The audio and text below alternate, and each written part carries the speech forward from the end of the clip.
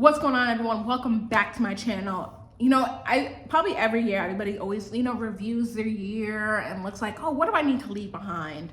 And as we head into 2024, here are 6 real estate myths that we are going to leave behind in 2023. Because every year the market is ever so changing, and it's time to let those myths go and actually be taught by professionals on what you actually need to buy a home for you. So we are going to leave all these myths behind because I'm going to debunk them today. And I can also do another video with a lender and many other professionals that can back me up in these statements. But if you are looking to buy a home in 2024, the first thing we're going to do is forget these myths, and the second thing you're going to do is you're going to call me because my name is Deja Spearman, and I'm a Connecticut realtor. If you're looking to buy, sell, invest, or relocate to Connecticut, feel free to reach out to me. I would love to help you. I'll put my best contact on the screen, which is my phone number and my email. And again, feel free to reach out to me at any time. I would love to connect. So, one myth that I keep hearing probably honestly every month. Ladies and gentlemen, Mythbuster number 1, and we're all gonna say it together in harmony. You do not need 20% down to buy a house. Let's say it again for the people in the back. You do not need 20% down to buy a house.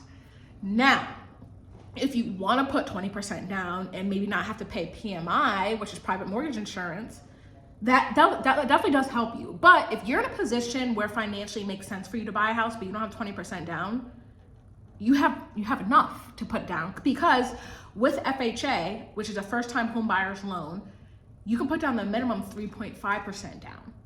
Yes, 3.5% down. No, with FHA as well, it's a government-backed loan.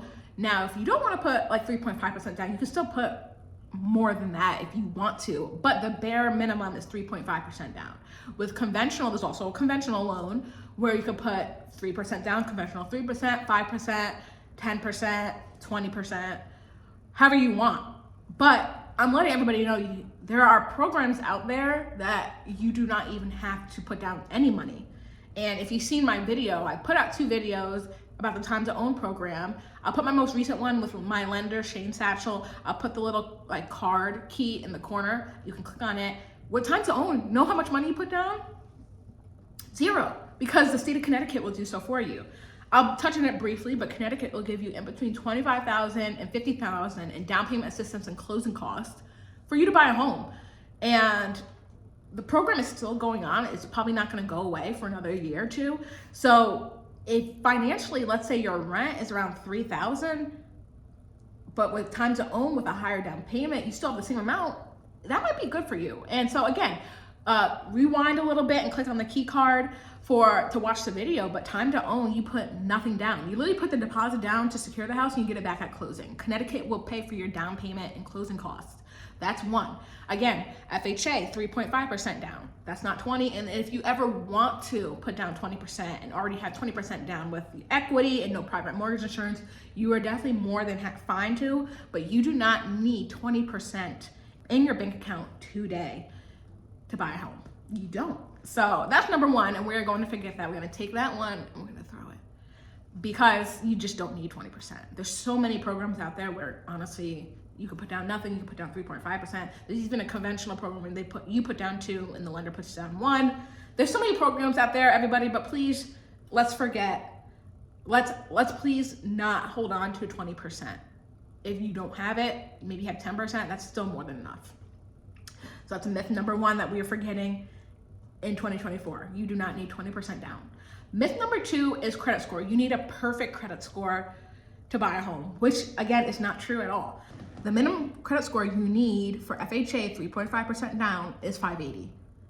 Now, I've actually seen in some situations that some lenders will actually allow you to buy a home with like a 560 for FHA. You might have to put more down, because if you don't meet the minimum, which is 580, the interest rate might be higher and you might have to put more down. Usually I think it's around 10%, but there still is a possibility. Now granted, as long as your credit score is 580 or better, you're good for FHA. For conventional, you do need a 620, and for Time to Own program, you also do need a 620. But 580 and 620 is still literally more than fine. Like, That's all you need to qualify, at least a 580 for FHA for your first time home buyer. So you do not need 750, you don't need 800. Now granted that maybe the better credit score you have, maybe better interest rates, absolutely. But let's say you're looking at like Credit Karma, which honestly isn't even that accurate. But let's say you're looking at Credit Karma and it's at like 630, great. You qualify for a conventional and you qualify for FHA. Perfect. So that's myth number 2 that we are throwing out the window. You do not need a perfect credit score to buy a home. Number 3. So this one I think is just, well, it's not really a myth, but some people just get confused by it and I just want to clear it up. At least in the state of Connecticut, a lot of people, when I talk to them, they're just like, okay, the sale of the home is contingent on a home inspection, which is true, but it's not. And I'll explain this. So a lot of people say, as long as it passes the home inspection, we're good. No, it doesn't have to. So the home inspection, at least for the state of Connecticut, is for the buyers. So you put your deposit down, you have inspections if you want, and you have a certain grace period to have your inspection, do your findings, and ask for, let's say, credit, or if you want to back out, if you want to sell it or repair anything. Yes, you are more than allowed to have a home inspection, but the sale isn't contingent the sale isn't contingent on the home inspection passing anything. There's nothing really to pass. Hopefully it passes your standards and it's better than what you expected, like there's no problems. But the home inspection is specifically for the buyer to find out more about the property. Now, when we go on our first showing, I can only tell you so much about the property that I visually see. Like I can't open the electrical panel and tell you X, Y, and Z because I'm not a licensed home inspector, I'm not an electrician. Now, we might be able to visually see it, but personally, I'm not allowed to do that. And I'll always on my showings, I might point out like, oh, this one has shipping paint, might not pass FHA. Oh, the stairs are a little wobbly, might need to be reinforced. Oh, the roof is old, you might need to, replace it in like maybe 5 to 10 years. I always see that, but the home inspectors are there to find problems and to dig more into the house that we visually can't see. So they take off the electrical panel and they see everything. With that report, it's up to you, the buyer, to either continue on, request things to be fixed, or back out. So there's no test or there's nothing that's waiting for the home inspection to pass. With the home inspection, it's up to you, the buyer, to continue or not. So I guess the test is within yourself, that in the sense that if you're okay with how the house is and the problems that it has, if you want to continue, that's up to you. But there's nothing contingent in the sale for the home inspection. It's just information for the buyer to see if they want to continue with the home. So I just wanted to clear that up because a lot of people do say, hopefully it passes the home inspection, but really the only thing that is really passing is the appraisal, right? And your mortgage contingency and closing date and the title. That's usually like what holds up the process, but home inspection doesn't really hold up anything. It's more for the buyer. So the sale of the house is not contingent on the home inspection passing, if that makes sense. So that is number 3. There's no test, there's no anything for the home inspection to pass. Myth number 4, the home buying process is extremely stressful. Now, I'm not gonna lie to you, it can be. Absolutely, it can be. Be on my side, usually, honestly, once you go under contract, the first 7 days is a lot in the sense of once the contract is signed, getting your deposit in, having the home inspection, and seeing if you wanna continue or not. That is a tight time window, absolutely. But after that, it's really not too stressful. As long as you submit your documents to the lender and they have what they need and the appraisal goes good, you don't quit your job, ruin your credit score, there's really nothing to really stress about. Now, granted, I do understand that people say it's stressful because in many scenarios, it's a very competitive market in Connecticut, and it's stressful because you might be putting in multiple offers and not winning and things like that. And at that point, you're getting stressed because you have a certain timeline. Let's say you need to be in by January 1st. We started looking in August and we're still not under contract. Absolutely, I would be stressed, yes. But for me personally, every time I have a new client, I do a buyer's consultation with them and I prepare them for everything they need for while we look at houses. So I always go over the process itself, which I have a video series on that. I go over what to expect, who to be in contact with, and then I connect them with the lender. And the lender also explains their side of the things. So yes, it's stressful to a degree. I feel like if you're actually well prepared and you're sitting down beforehand, before you start buying and before you start looking, I think it can be relatively smooth. Now, I have had situations where I meet a client for the first time, they love the house, and we haven't even gone over the buyer's consult yet. At that point, it is stressful because it's just like, okay, I'm just like literally like vomiting all these words, everything she needs to do, everything we need to do to put in the offer and all this stuff. But after that, it's a relatively smooth transition. And there's just a lot up front. And again, first 7 to 10 days, there's a lot to do. After that, it's relatively smooth sailing. So I'll definitely find you a realtor wherever you are that will prepare you for this process. Like the first time you see the real estate contract should not be when you put an offer. You should definitely know the contract you're signing, especially because buying a house is a huge purchase. And also like, even like putting in a deposit, like, okay, once your offer gets accepted, you have 3 days to get a deposit. And it's like, what's a deposit? How much am I putting down? All that stuff should be explained to you beforehand. So that is number 4. The real estate process is really stressful, which again, it can be, but if you prepare your clients accordingly and whatnot, it's not too stressful in a sense. So that's number 4 that we're gonna throw straight out the window. Number 5, I hear a lot of people say this. Now, granted, if it goes with what you're looking for in the sense, like, let's say you need to move in the spring and the summer, then the spring and the summer might be the best time to buy for you. But number 5 is a lot of people say the best time to buy is in the spring and summer. And personally, if we're talking about on a really true statement here, the best time to buy is when you're financially ready to do so. Now, you can wait till spring and summer, but at least in Connecticut, in my market, spring and summer is the hottest time of the year. Multiple offers, homes under contract in 4 days, people bidding $100,000 over asking, all this stuff. Honestly, I'm probably more busy now than I was in summer because the market has calmed down. Now, granted, spring and summer, that's when the most inventory comes on the market, but is it the best time to buy? You have more options, but you have more competition. So I'd weigh the options, right? So right now we're in winter market, and I'm starting to put in offers like a little bit under asking, even at asking, and they're getting accepted. Awesome. Listen, in summer, at asking wouldn't even be considered. It's crazy. And so in summer, I always tell my clients, if your pre-approvals are 500,000, we need to start looking at the 425, 430 range and bid up. That's the mindset we need to have for spring and summer, because again, you guys aren't the only ones buying. A lot of people from out of state who relocate to Connecticut or looking to buy in Connecticut, they want to move before the school year starts, which is in August. So a lot of people have the same exact thing. Let's start the process in spring, get under contract in summer, and close right before the school year around late July, early August. And again, that's when a lot of people want to move. They want to sell a house in summer, relocate somewhere in summer. So I'm going to say it's a myth, because yes, I mean, the only real time, the best time to buy for you, the user, is when you're financially ready to do so.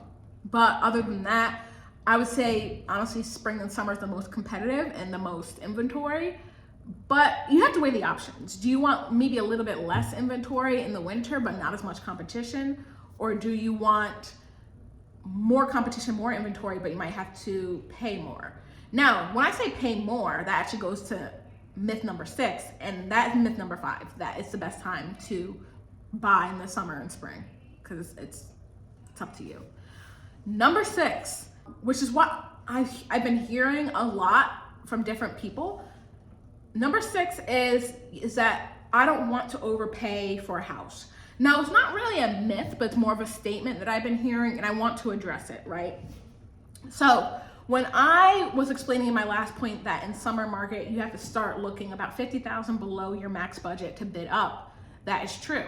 Now, you're never overpaying for a house if it appraises for your contract price. So here's the example. There's a house that's $450,000, right? We multiple offer situation, we put in for $475. Awesome. Now we have our appraisal, and the appraisal comes back at $490. You didn't overpay for a house because it appraised at $490. You're already starting off with $15,000 worth of equity. So I think everybody has a definition of overpaying. And so when people say, oh, I'm not going over list price, or I don't want to overpay, you always have to, I always dive more into it. Why not? What's your definition of overpaying? Because overpaying to someone might be over list price. Like, oh, I don't want to pay over list price.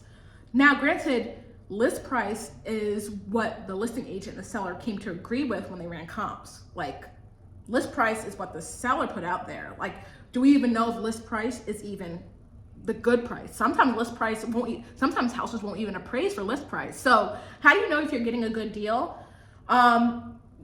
You get a good deal when it appraises over your contract price and or at your contract price. So I've had recently some houses appraise over and or at contract price. I've only experienced one appraisal gap.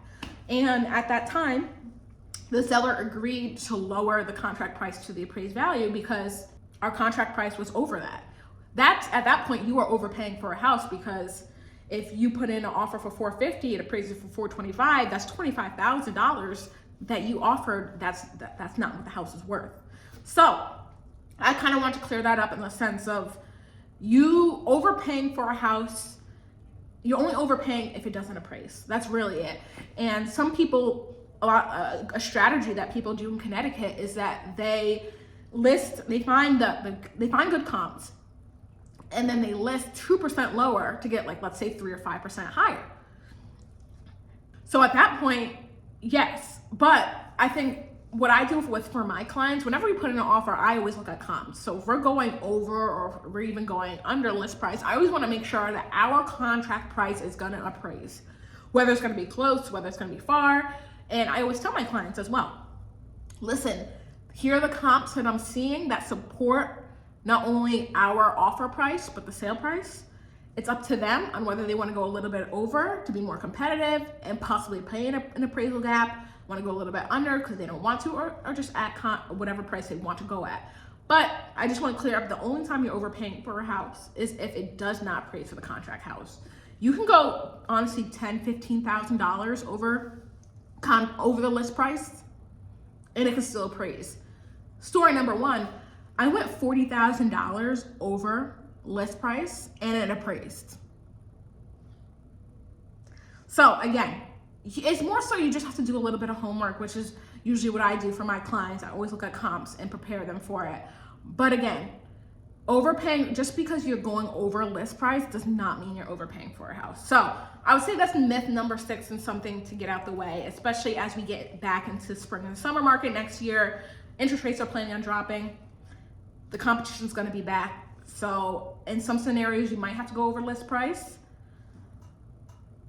And I'll make sure to see if it appraises or not. And if it doesn't, then we have that conversation.